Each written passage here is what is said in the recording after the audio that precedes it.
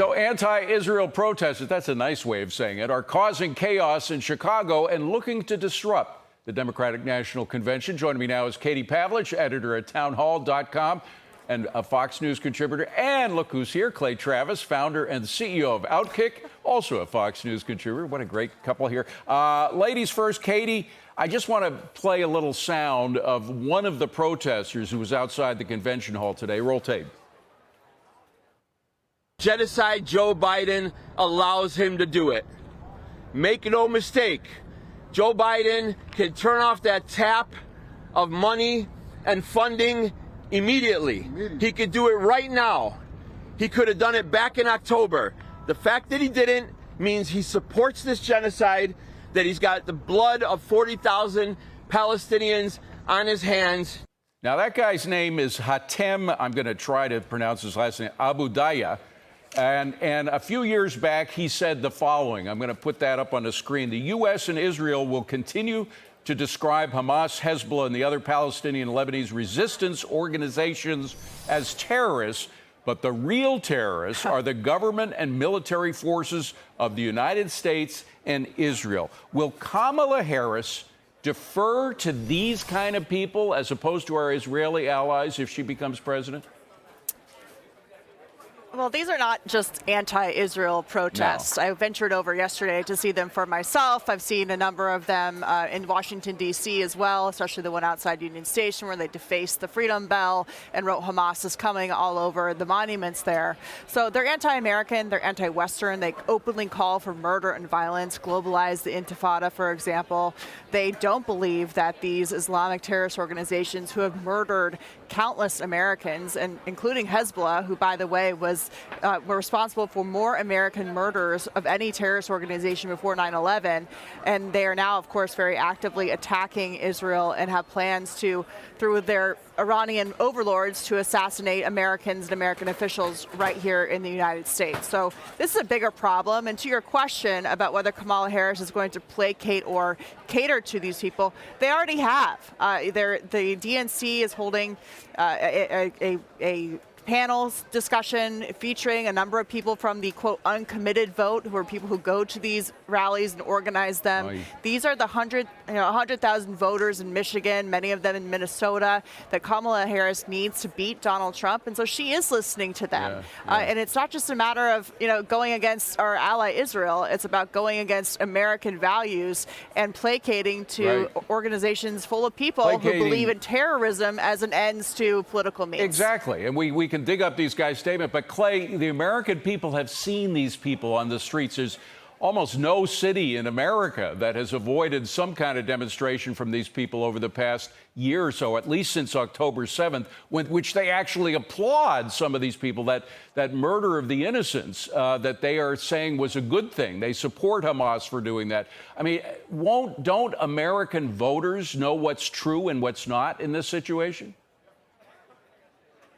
I think it depends on the age, unfortunately. I think if you're over the age of 40, you still can understand good versus evil. I think if you're younger, you saw with the communications director from John Fetterman come out and say, oh, Fetterman's too old to understand that this is a complicated, nuanced issue. And I think that's what this reflects. And ultimately, I think there are a couple of big takeaways here. One is, if you are Jewish in America today, there is a profoundly anti-Semitic, anti-Israel component of the left wing of the Democrat Party that is incredibly ascendant. Second part of that is, if that group was not ascendant, Josh Shapiro, the governor of the most important toss-up state in America right now, Pennsylvania, would be the vice presidential nominee. Absolutely. So it's not only a toxic element of this, it's that it's having direct impact. And let me just add this final little thought. Joseph Lieberman was the nominee as a Jewish man for the Democrat Party in 2000 for Al Gore as the VP. I don't remember anybody lining up in the Democrat Party and saying this is unacceptable to have a Jewish guy on the ticket.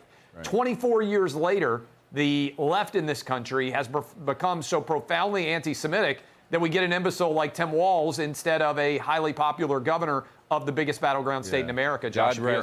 God rest the soul of Joe Lieberman. He was a great man.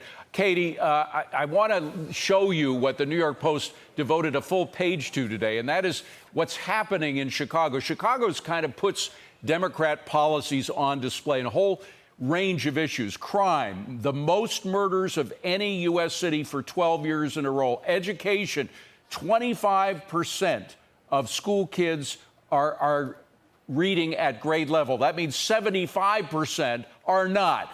Only 18% of Chicago students are working at grade level for math. 18%, and yet they're spending $29,000 per student.